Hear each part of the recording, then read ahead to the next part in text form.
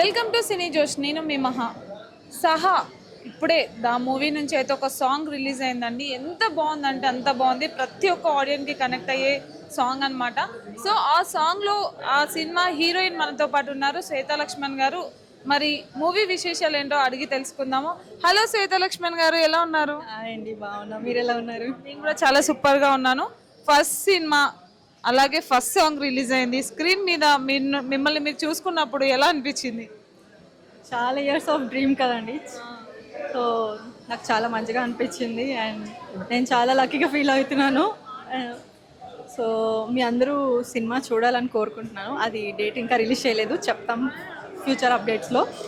So నేనైతే మాటల్లో చెప్పలేనండి దీన్ని, ఎందుకంటే ఒక న్యూ కమర్కి అంత పెద్ద స్క్రీన్లో చూసుకోవడం అనేది చాలా పెద్ద విషయం.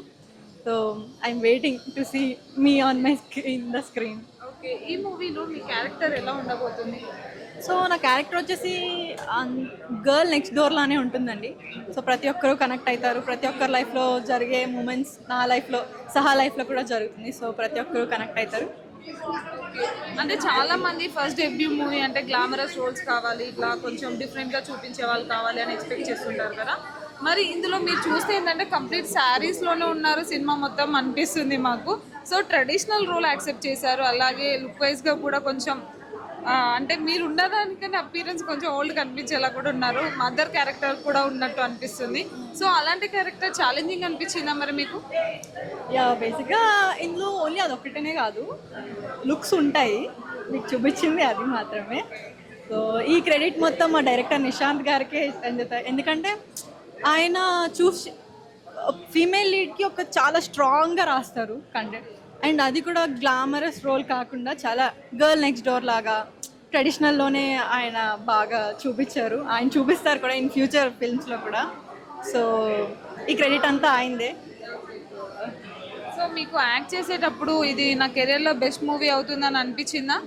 ఆబ్వియస్లీ అండి, ఈ క్యారెక్టర్ నా లైఫ్ లాంగ్ నేను గుర్తుపెట్టుకుంటాను ఈ క్యారెక్టర్ని. సో మీరు కూడా చూస్తారు రిలీజ్ అయిన తర్వాత స్క్రీన్లో, ఈ క్యారెక్టర్ మీలో కూడా ప్రతి ఒక్కరూ కనెక్ట్ అవుతారని చెప్పాను. సో చాలా స్ట్రాంగ్గా మీరు కూడా మీ హార్ట్లో పెట్టుకుంటారు ఈ క్యారెక్టర్ని.